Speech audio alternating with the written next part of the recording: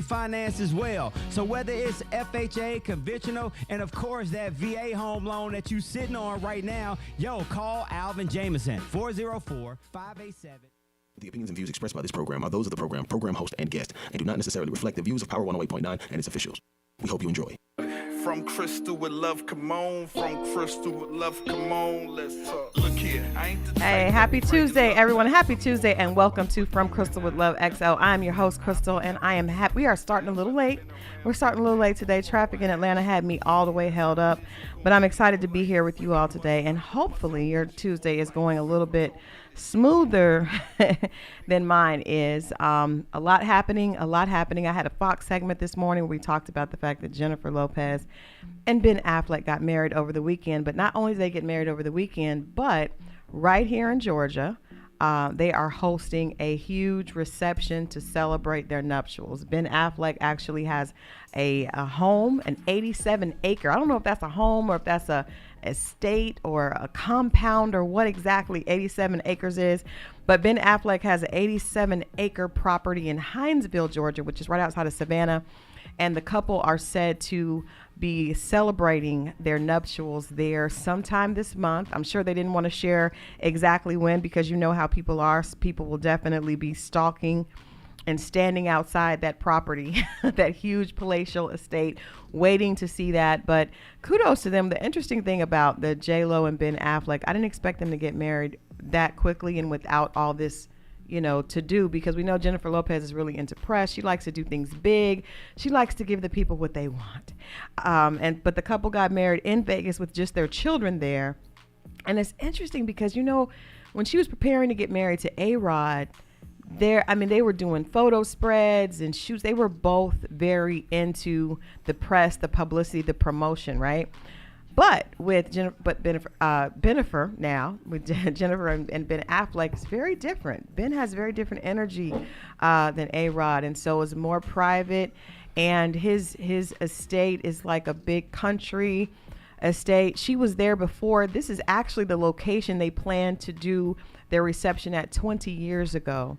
And so Jennifer Lopez posted with their wedding pics from Vegas, "Love is patient, love is kind, love is so patient, it would wait 20 years later." So I don't know. I think that's I'm not going to call it a love story because we don't know what the ending is going to be, but it definitely suggests that if true love exists, it can always be revived. And so, not saying that those exes that you need to let go of, you need to call back up, but if something is real, it doesn't die. So we wish the two of them well. I know this is I don't know how many marriages this is for Jennifer Lopez, but true love is worth fighting for. And so we wish them all the best. I also had the opportunity to report, sadly enough, that Joe Coy and Chelsea Handler have broken up. I'm not really surprised. Chelsea Handler is all over the place with how she dates. She was dating 50 Cent and Joe Coy. They're both comedians, and comedians they share so much of their personal life, and I would be afraid, how do you know if one of them is serious or not? So the two of them had posted a 1-year anniversary celebration post and then broke up before the anniversary. So they went ahead and posted the 1-year anniversary and said, "Hey, we did not make it, but we love each other," and blah, blah, blah, blah, blah.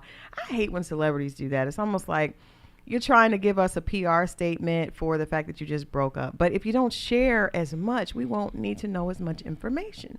But anyway, that is what we talked about earlier this morning on Fox. I also had an amazing conversation with Duchess from Black Ink New York yesterday. If you're watching this on YouTube and you haven't seen that interview, make sure that you go back and check that out. She was very candid. We talked about self-love and just figuring out how to deal with anything that you're dealing with in life. If you are firmly rooted and know who you are, it won't be difficult for you to make sure that you're not dating the wrong person, for you to make sure you're not in the wrong situation. Self-awareness is key to every area of our lives. And that is why today's guest, I'm excited to have, we're starting a little late, but he is right here with me. Self-awareness and the understanding of one's community and who you are very, very, very important in not being swayed by all the many things that we see coming at us day by day. I have with me in the studio is cultural and social community activist Raheem Shabazz. Welcome to From Christal with Love, Raheem. Thank you for having me. We go back like 15, 20 years. Yeah, for real, for real. And I wanted to have you come in today because first of all, you have been trending. You've been trending a lot lately on some of the things that you've been sharing. But I saw there was a post that I'm sure everybody is familiar with now. There's a couple of things I want to talk to you about, actually. Okay, let's go. But we're gonna start. You know what? Let's don't start with the racial heavy stuff, right? Okay. Let's start with yesterday. The results came back from Kevin Samuels' autopsy, right? And it was determined that his death there was no foul play. Everybody was looking at the girl that was with him thinking that she planted or she poisoned him or something like that. But it actually was revealed that he died from hypertension, i.e. high blood pressure, which to me is ironic because Kevin Samuels talked so harshly about women being overweight and women not being attractive and dying alone. And in essence, he died from high blood pressure with a woman that was not his. So in essence, he kind of spoke into existence his own fate. Would you agree? It's unfortunate how the brother died, but there's a lot of takeaways from that. Words are powerful. Yeah. And if you put it in the universe, especially if it has a negative effect, it can come back to you. Yeah. But I don't think that he should get the vitriol that he's getting. I agree with you. I can't say that I watched the whole entire episode, but I seen enough small clips to grasp what type of mentality he had. And overall, I think he had the best interests of us at heart. Okay, I got to ask you about that. Come on, because you're somebody that speaks to our community, right? Listen, to a degree, right? Because if you go back, there's a video where he said, I don't have that many followers. A lot of people are not tuning in because I'm talking about men. Yeah. But if I start talking about women, then that's going to open the floodgates. And I think he kind of played on that. You know what I mean? Yeah.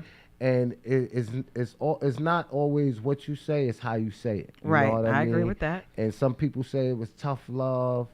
But my thing is his fan base majority was women. Those was the ones that was calling up. Everything that he said I didn't agree with. Right. But I do believe that there's going to be a Kevin Samuels school of thought. And people are going to follow him. And there are certain people, if you look at the testimonials, they say, they wearing cologne now. They putting on suits. Men, yeah. They considering themselves a high figure. A high value man. High value man. So I think some good should come out of it.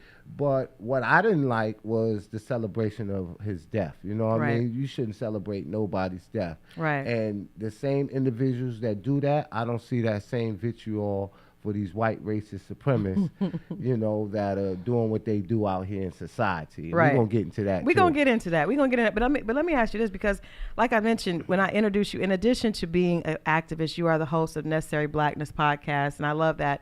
I love the title because you are always reminding us that at the end of this, a lot of race plays a part in so much, right? So understanding that you're an advocate for our community, how can we as a community come together if we're pitting black women against black men? There's so much negativity on social media, which bothers me, black women versus black men. And Kevin Samuels did play a part in that. When you're making fun of black women saying they're overweight, they're obese, they're not worthy of a man that they want. And I'm not saying that there aren't issues on the other side, right? We saw the meme with the young lady saying that, I don't, angry at her child's father because he brought McDonald's to one child. A lot of women on social media saying if a man doesn't have money, he doesn't have value, he doesn't have worth. I'm not advocating for either side because we can't, in order for us to come together and be powerful, we have to support our kings and you all have to support us as queens. So in that dissension is what my issue was with Kevin Samuels' theology, like, his philosophy. It was a lot of pitting one against the other, in my opinion. Yeah, and I think the gender divide and the war between, men and women, that definitely got to stop. Yeah. How they say it, the choir is louder than the soloist, so all of us together, we have a commonality. We are the holders and keepers of ourselves in predicament, and what we have to do is we have to abide by the code. Yeah. And the code is black first. And you can't be out here, expressing vitriol towards black women. You know what I mean? And I think we're seeing that more than ever. I know it exists, but it didn't exist to this level. And I think since the advent of social media, we're seeing it in bigger proportion. Right. But if you live in black society, you cannot make what you see on social media your reality. Because in my inner circles, it's all about loving the black woman, protecting the black woman, and building a black family. Right. So we gotta come back to that. How do we get back to that? Because like you said, I agree, and I know I've known you for a long time. That has always been what you're about promoting. But we see there's so much dissension and separatism, and it seems to be an agenda to push black women and to leave black men out of that conversation. Do you feel that? Oh yeah. And you know what? Anything that starts out good, if it's not done, in a conducive manner, it ends up bad. And I think one of the things was when, and I still promote it, when we hashtag Black Girl Magic, Yeah. So it's just like, you raise the women up, and no nation could rise higher than its woman, you know what I mean? And then you relegate the black man to the lowest rung of society, and that is a thing that's done by the dominant media, dominant society, right? And black women should not fall into that, you know. And I had situations like that, where I was helping an individual with a project, and they just kept putting pictures, want me to take pictures of them and all the females. And I was like, listen, you want this to be a community thing? Every one of y'all got children. Every one of y'all got husband. And all the pictures, Black Girl Magic, Black Girl Magic. And I'm like, okay. Yeah. And the project didn't work. And I told her why. I said, look. And then we switched it up, and then we got the results we was looking for. Yeah. I think we're stronger together. Yeah, absolutely. Because we each have strengths and we each have weaknesses. One of the things that Kevin Samuels and actually one of my friends, Aaron Maxwell, talks a lot about, i.e. Mr. Let Go, is single parent families, right? And the fact that a lot of us I think we're dealing with the results of children being raised in single parent families. And so we don't have, there's that missing, men's voice are missing a lot in raising our children, because a lot of children are growing up without that fatherly presence and that confidence that you would get from a father. So one of the things that I did see Kevin Samuels talk a lot about is that women should not be having children. Actually, T.D. Jakes, did you see T.D. Jakes' meme recently where he said that we're raising women? He said we're raising women to be men. And my problem with that is we're not women did not choose. I know, you've known me for years. I was a single mom for a long time. I didn't choose to be a man. I didn't have a choice. Once my ex-husband left, then I became the head of the household, and I had to raise my son and my daughter. And I had to get out there and be in business. I have an entrepreneur and be the man. So my problem with what T.D. Jakes said is, and that was just a clip, I didn't see the entire sermon, but when we say that black women are acting like men and are being raised to be men, we're not also addressing how did we get here, right? We got here because men were missing. And when a man leaves for whatever reason, maybe the woman, whatever, when he leaves, that woman has no choice but to either step up to the plate or not step up to the plate, and then her children aren't taken care of, and she's doing whatever she got to do for a little piece of change. And that's not acceptable. To me, I don't have friends that do that. We rise up and we accept the challenge. So how can we point our finger at black women and say, you all are acting like men, when we're not saying, if you don't want black women acting like men need to stay in the home? What I think he was probably alluding to is when you have certain segments of society, not all women, let me say that again, not all women, when they say, I don't need a man, I'm independent. And if you look at the dynamics of the male-female relationship, a lot of women are, they signifying that they wear the pants in the relationship. So I think he was talking more so to those type of women. And then on another note, when you said that you didn't choose the position to raise your son, you had no choice. But the difference between you and what a lot of other women do, you had mentors for him. Yeah, You you're had one of those. Yeah. I came to his birthday party. I was excited for him. You know what I mean? When he went to college, when he wrote his book. That's true. So when you have strong male figures and you have that divine energy presence in a child's life, it makes all the difference. Okay. You know, as opposed to just a single mother, her and her sister friends, you know, trying to raise them by herself, and the conversation is, oh, these men ain't no good, and what you can do for me, and how much money you got. It creates a confusion. But to sum it up, you know, we all have to get on code. We have to bring back the black family structure, and you know, we're not greater separated from one another. We're greater when we're together. We got to bring back the black family dynamic. I agree with that. And that's why I'm glad you're here, because we're going to take a break here in a minute, but I want us to get into, it bothered me a lot to see the Sesame Street characters, and we know, and that seems very, very trivial, right? So Sesame Street characters in a parade, and kids love that type of thing. I was actually on Sesame Street when I was a little kid. Okay. So you see, that's something that is very innocent, right? So these little black girls are out here waving at the characters, and in several incidents, the character Rosita, which actually ironically is a Hispanic based character, because Sesame Street started trying to diversify years ago, and so they added characters that had different cultural backgrounds. So this character Rosita is actually Hispanic background, and we see her, you know, blowing the young black girls off and high-fiving the white people that are in the parade, and that has caused a backlash for Sesame Street. And I want to get into it. I want to get into it. We're gonna get into it in just a minute. But I think with this type of situation, like, because I'm talking about it today, it's not a simple thing. Those subtle racism to me is the most dangerous racism, right? Because, you know, you see someone overtly walking around with, you know, a Confederate flag across their chest and you know, Nazi signs. That's obvious. The racism I like. You like that? I like that. Well, that's easy. Like, I know to stay away. You know, you get out of my way, I get out of yours. But when it's something that's subtle, right? That's, to me, the thing that breaks children down. That's the thing that messes up children's self-esteem. Those little black girls going out there to say hello, and that character treating them like that. Those are the things that subtly get in a child's conscious, right? And make them see themselves differently. And that's why I think it's so dangerous. I want to come back after this break and talk to Raheem about how do we deal with things like this as a community? Like, what steps should we take as a community to make sure that this does not continue to happen, and that we redirect the way businesses treat us as a whole? All right. Stay right there. We're coming right back with Raheem Shabazz here. This is From Christal with Love XO. We'll see you just a few minutes. Stay right there.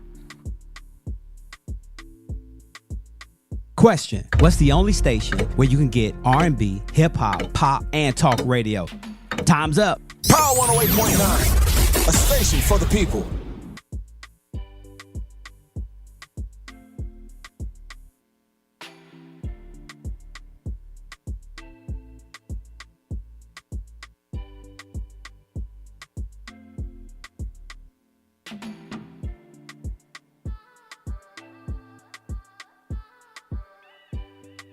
If you're a content creator, social media socialite, influencer, or simply love to record current events, you need the joystick.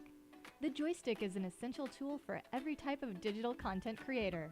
It holds 2 or more mobile phones or tablets, allowing users to stream and record hands-free on multiple apps simultaneously. And it's lightweight and portable. For more information or to purchase your joystick today, visit our website at www.joystick.com. Hey, police are on the hunt for a woman who posed as a witch. Okay. She scammed 10 people out of, ask me how much money? How much? $100,000 $10,000 a pop. for readings and love spells down in Florida. Yeah, Naples police said that they have 10 victims come forward with claims that they were deprived of large amounts of money. What's her name? According to a report on Monday. It don't say her name. It just say witch. And it got it in bold letters too. They do. It's you copied and pasted it. So if you no, I wrote that. So if you down in Naples somewhere and you see a lady riding a broom Call your local police. Power 108. What's going on, y'all? This is Tony Hightower, and you are listening to Power 108.9. All right, we are back. This is from Christal with Love XO. And before the break, we are talking about the, I think everything happens on social media now. So something happens, people take video of it, post it on social media, gets to the right people, goes viral.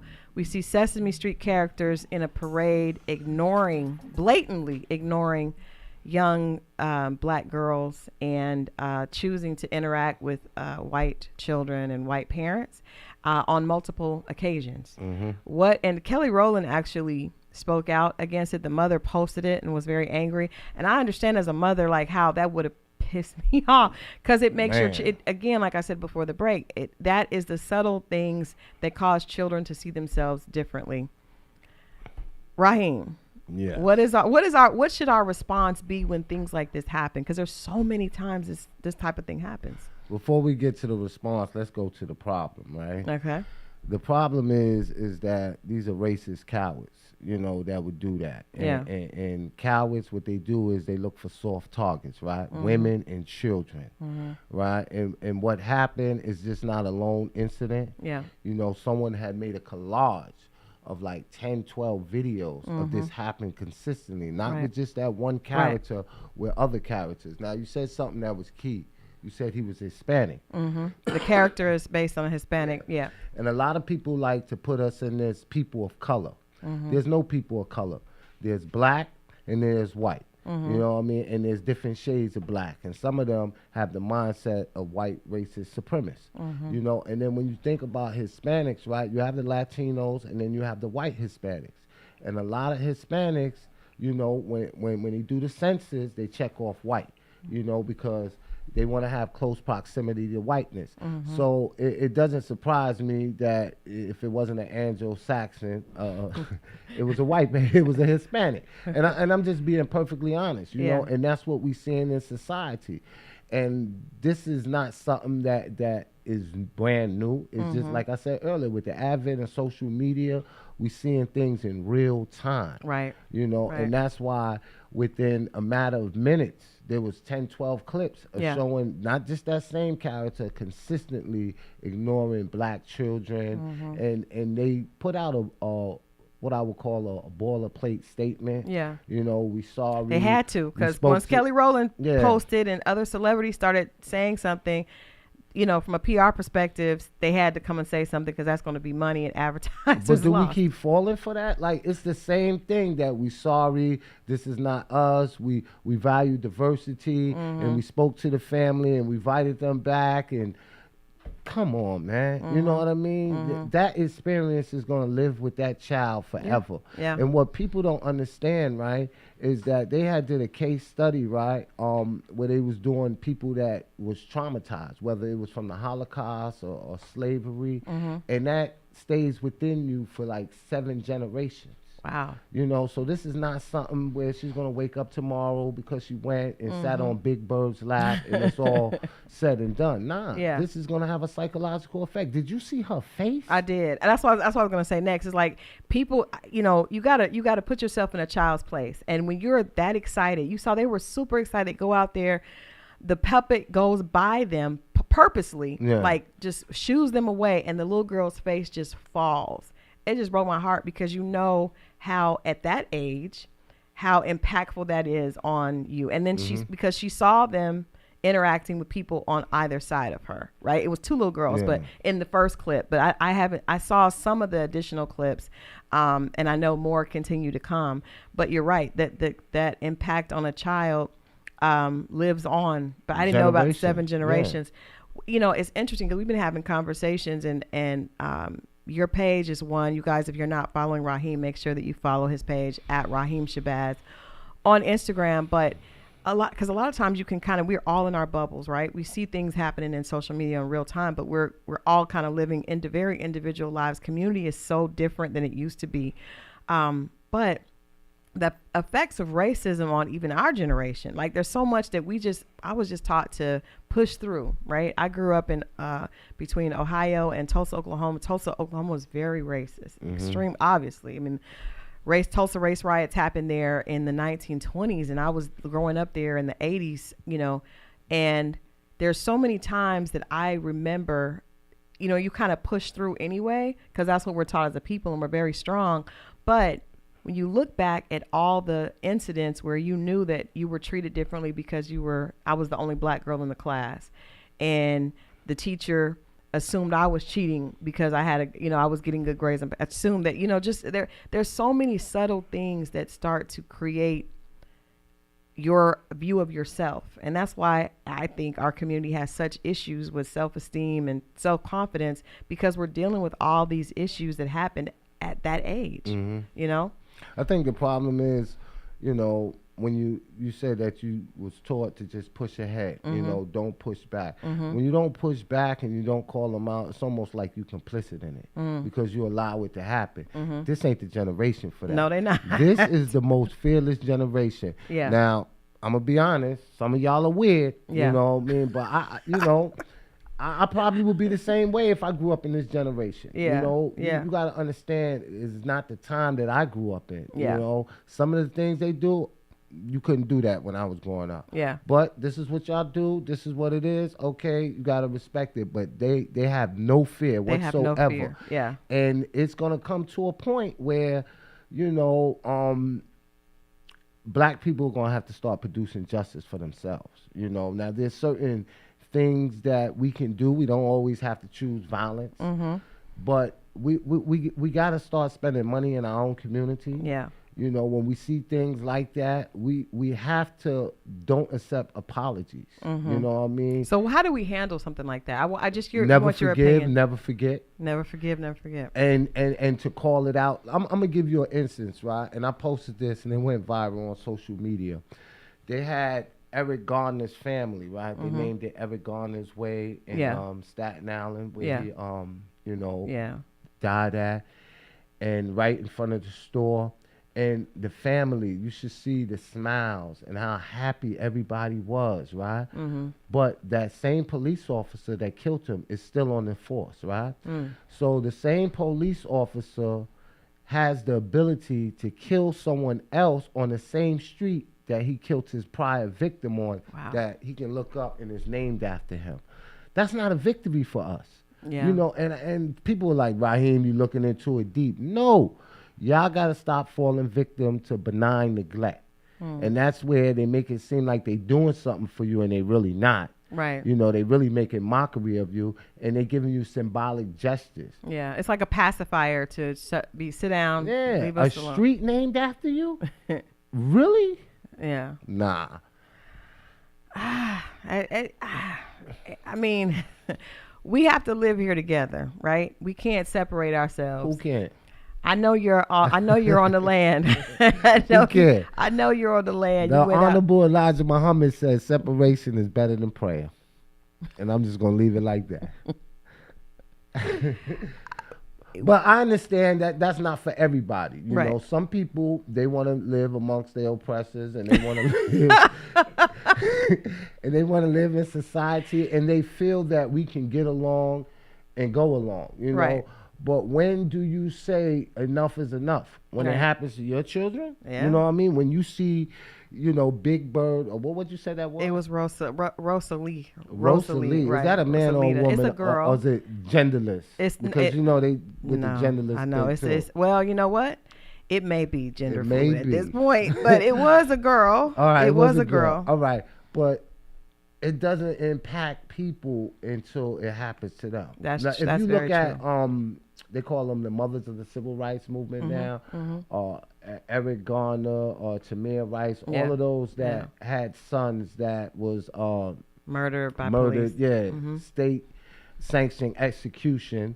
They said that they never in their life thought that they would be on that side of history, you know. So a lot of times it takes for it to happen to an individual for they to have concern for it. So I understand a lot of people, they say, we can't separate. And I don't think it's that. Because I have a son, right? And I know I've called you because my son is extremely militant and As he should be. and fearless. As he should right? be. But as a mother, that scares me, right? Because I know that even though he has 2 masters, 2 bachelors, and They don't know that. They don't know that, and when they look at him, they don't see a difference between him and any. I mean, as they shouldn't.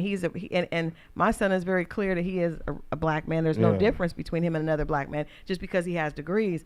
But as a mother, and you have a son also, your first instinct is to protect your child at all costs. Absolutely. Right? You know, so if that, unfortunately, you know, I was talking to a friend of mine, and he was saying that his grandmother taught them to be quiet because they didn't want attention, because when you had attention in the South, you could get in trouble. So when everything was happening with Black Lives Matter, my son was a leader, a president of one of the chapters, and leading marches in a very, very, very white conservative area in upper Massachusetts. It scares me because I don't want him to end up like that. So I guess my question is, there is the fearlessness of wanting to fight, but then we also have to understand in all battles, lives are lost, and we don't need to lose more lives. You know what I mean? But they're going to be lost regardless. Innocent lives are lost every day for simply just waking up. You know, I can't breathe. Yeah. We remember that, you know, so. But running to the fire just feels like, you know, let me ask you this. Let me ask you this. I want your opinion, because we live here in Atlanta, and we know that crime is at an all-time high. And my son is telling me there's no such thing as black on black crime. He doesn't believe in that. He believes there's just crime, right? Because he feels like that's a way for oppressors to use that against us. But we do see black boys shooting each other. We see black communities. There's violence, especially here right now. Because we live in close proximity to each other. Right. And if you go to white communities, it's the same way there. You know, whoever you in proximity to, that's where the crime is going to happen. But I think, you know, when people look at crime, we have to look at the root cause of crime. Yeah. You know, more policing is not going to stop crime. Actually, police only stop 1% of crimes. They always come after the crime. You know what I mean? So having more police is not going to stop crime. Having more jobs, having more social programs, I agree you know, that's what stopped crime. You Right. know, and statistics prove it, that when society is doing good and, you know, the median income is up, crime is at an all-time low. Right. So right now, you know, we're going through inflation. And a lot of people don't want to say it's an inflation, but it is what it is. We definitely are going through a recession, right? We can't wait till they tell us that. You know, Right. we see the trickle-down effect of what it's doing.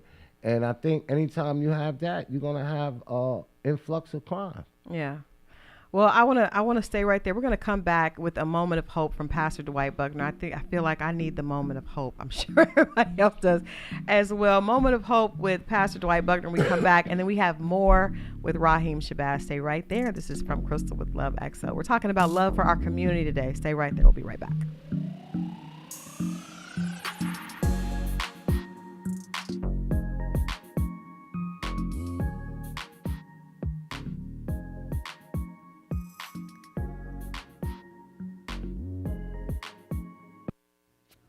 Welcome to a moment of hope with Pastor Dwight. As a child growing up, I remember my mother having what she called fine china. She only pulled out this fine china on special occasions, only when guests came over. In fact, when she pulled out the fine china, she had to unwrap it, clean the plates off, and then place the food on there as the guests ate on the plates. When the guests left, Mom cleaned the plates off, wrapped them back up, and put them back in the box, never to be touched again until guests came back over. Just like my mom hid that fine china, God is hiding you. You are literally God's best kept secret. And God is literally getting ready to pull you out for a special occasion. See, fine china does not stay out with the regular dishes. You have to hide it because of its value. And the only reason God had you hidden is because you had value. This has been a moment of hope with Pastor Dwight. Tired of all that baloney they force feed you on social media? Yes. Then get connected to Power 108.9, a station for the people. Yo, what's going on, y'all? This is Malik McFadden, and did you know that you can listen to Power 108.9 24/7? Just visit the website, power1089.com, or simply say, Alexa, play Power 108.9. Yeah. All right, we are back. Thanks so much, Pastor Dwight Buckner, for that moment of hope. Definitely appreciate that encouragement as we go through the week. We're still at the top of the week, and there's so much more to come. But Raheem, we were talking before the break, about how the generations are different. Let's talk about what the solutions can possibly be. I agree with you. The pacification is not necessary at this point. Like, I'm sure for the family, they feel that having a street in his honor is a win. Well, I wouldn't say a win. It's a step, right? But let's talk about what we can do, because I do believe, and I say this all the time, in the African proverb, physician, heal thyself. I don't think we should be waiting on others to honor us or to give us accolades. But what can we do to be consistent and, try to come together, as a community and make sure these things don't happen? With Sesame Street, let's just use this as an example. There's been so many. We see Walmart with the Juneteenth. Like, it's just so many things that happen. And I don't think there's a way. We talk about it. We share it on social media. But I think people don't know what to do next. Like, sharing it, talking about that doesn't do anything. I think that's the first step, because when you had the Juneteenth thing, everybody was in an uproar. And then you see what they do. They pulled it, So Yeah. that just goes to show you the power of our voice, the power of black dollars. Yeah. But they went as far as to trademark Juneteenth. So these people are trying to profit off our pain and suffering. Right. You know what I mean? And then they want to celebrate it with us. So we got to be very careful of that. And I think the first thing is making awareness. This is what's happening. You know what I mean? Report it to the masses of people. And then after that, we have to get on cold. We need to make our own characters. Yeah. We need to make our own characters. And then we need to boycott watching Sesame Street. We need to go after their sponsors, because you always got to hit them in the pocket. Absolutely. So if you, who Colgate, Product and Gamble, Coca-Cola, who's their sponsors? Right. And once you have their sponsors start pulling things, and then they'll come to the table. Yeah. No, you're right. It's a more strategic effort, I think, that we need. It is, it's great to share it on social media, but I think there has to be a strategy, and the financial impact is the one that people pay attention to. When those sponsors and advertisers start to pull their dollars, they do. But I like what you said about creating our own characters, because we grew up on Sesame Street, right? But we also grew up in an era where we didn't see ourselves. And I knew, being a little black girl growing up in the 70s, that we didn't have a lot of options that we have today, right? So now, if I had a child, I would definitely buy black dolls and black things, because now we have those options, and we understand the detriment and the danger that does to a child's psyche when they're not represented. So I think this is a call for us to be more intentional to support programs for our children, right? So I'm not taking my children out to see Sesame Street, because I'm not even going to give you the power to reject my child. You don't have that power. Absolutely. Right? You remember what was called Dr. Clark?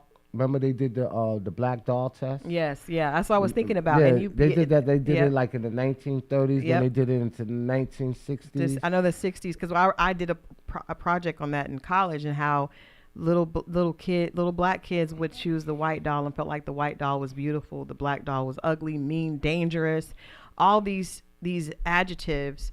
And it comes from that subtle racism. That's why I feel like that's the most dangerous thing to our community, because it creates a culture and environment where it's accepted. Let me ask you a question.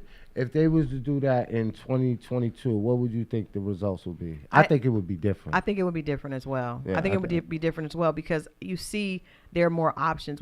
Even when my daughter was born, my daughter, is in her mid-20s now, there were beginning to be more options. But now every time I go someplace, if I go to, Essence a couple weeks ago, I wasn't able to go, but when I went before, you see so many options in the store. There are different options, but I think the issue is us choosing not just to pick up the black doll, but to go to the black owned store and buy ourselves. Yeah. And I think that movement started with 2020 again as a pacification to what happened, but we have to continue that movement. And so now I think we have the knowledge to be intentional about spending our dollars, because that's what makes change is money, right? And another thing, during the uprisings that was going on in 2020, right?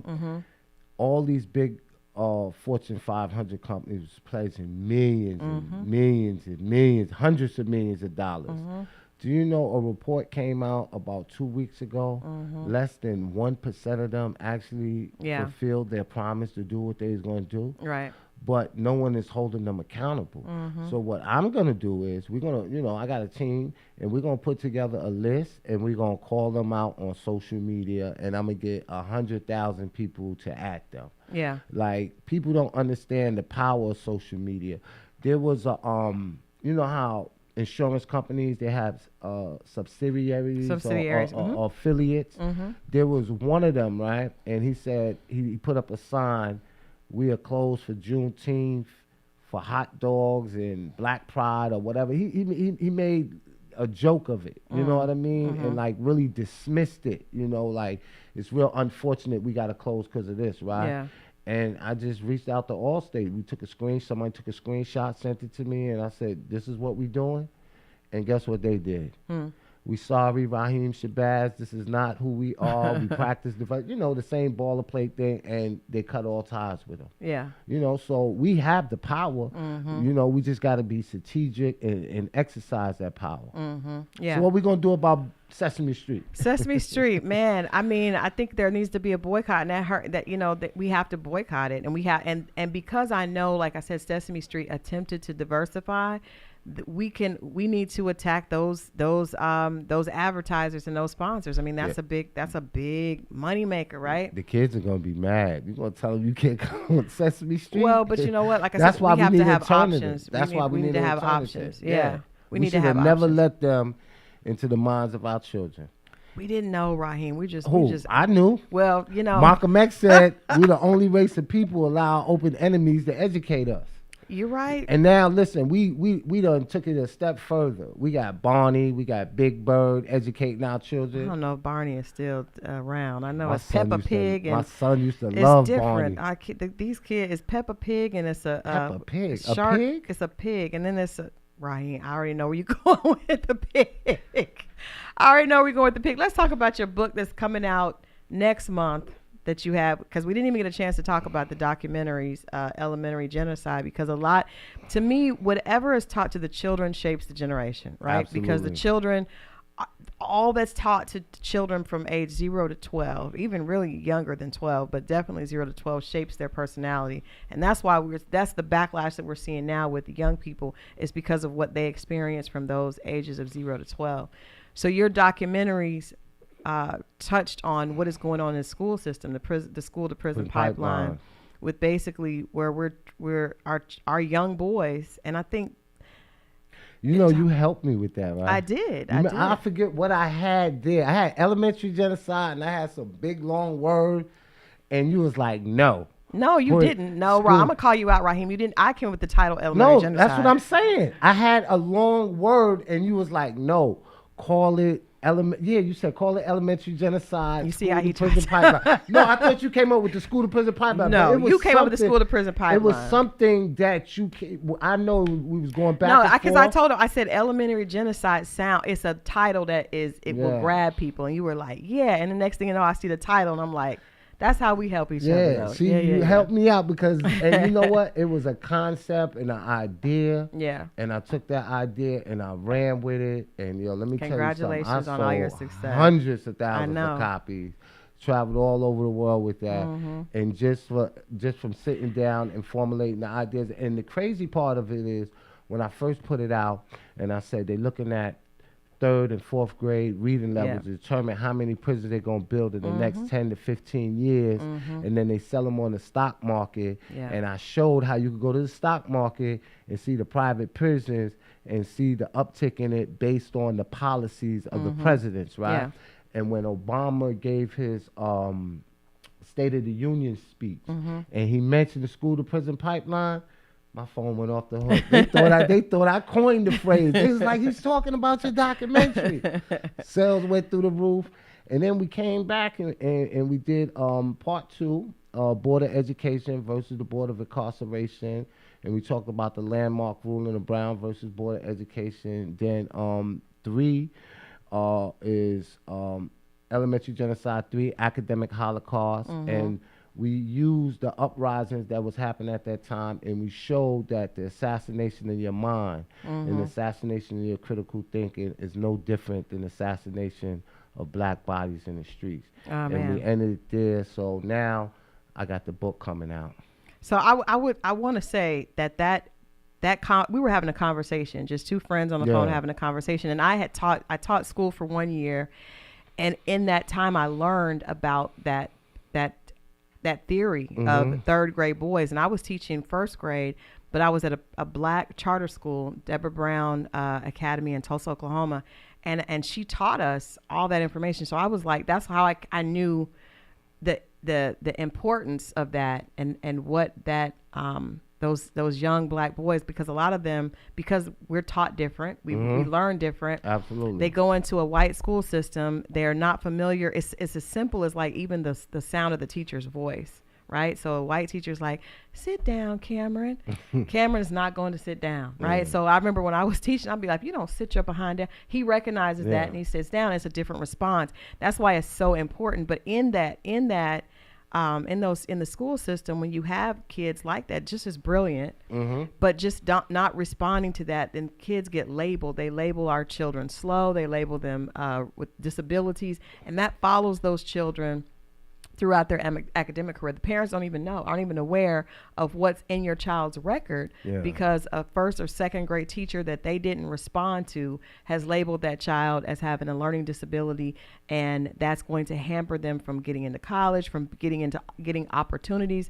And so I know for me, it allowed learning that, because my son was probably 2 when I taught. And so I knew, I was like, oh no, I'm going to do exactly the opposite, with my kid. I worked for a museum, and I saw how these white parents would kit their kids in all these different activities when they were young, and they would have all types of scholarships and opportunities for money when they didn't even need it. And I'm like, they don't even need. So I put my kid in every single thing. He was in chess club. They were teaching their children strategy at 3 years old. So that's why he was able to write that science fiction book. How old was he? He was like 14, right? He was 14 when the book was published. And then he award-winning. He won Black Science Fiction Author of the Year at 15 years old. I read the book, but I was like, I couldn't get into it because I don't really understand science fiction. Yeah, but science fiction. And then the words he was using, I had to go to the dictionary. Yeah, but that's because I learned, and I said, I'm going to put this in my children, but we got to put it in our community. So what's the name of the book before we get out of here? Tell us about the book and when the book is going to be released. It's called Radical Hope in the 21st Century. Do we cling to hope or we go to despair? And it comes out August 22nd, which is my birthday, my solar return. Absolutely. Thank you so much for joining me, Raheem. I love you. I'm so proud of you and all you continue to do for our community. We need soldiers like you to keep us aware, of what's going on. I appreciate you all for hanging out with us, spending your lunch hour, getting a little education, a little advocacy and education always helps. I will be right back here next week at noon with more from Christal with Love. I love you all. Have a productive week. See you next time. Christal with Love, come on, let's talk